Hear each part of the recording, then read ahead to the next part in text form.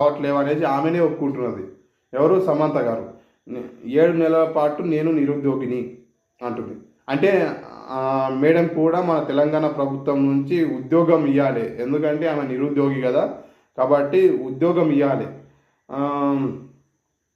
ఈమె పోస్ట్ చేసింది అనమాట సోషల్ మీడియాలో, ఏందో వీడియోతో పోస్ట్ చేసింది. ఆ వీడియో కూడా నేను మీకు వినబెడతాను.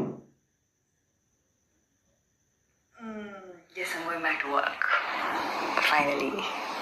But apart from that, I know most of you, the questions I always get is, when are you going back to work? Yes, I'll go back to work. But in the meantime, I was not completely... Yeah, I was kind of completely jobless. But I also did something fun with a friend. It's a health podcast. Yes, I know, quite unexpected, but it's something that I really, really love.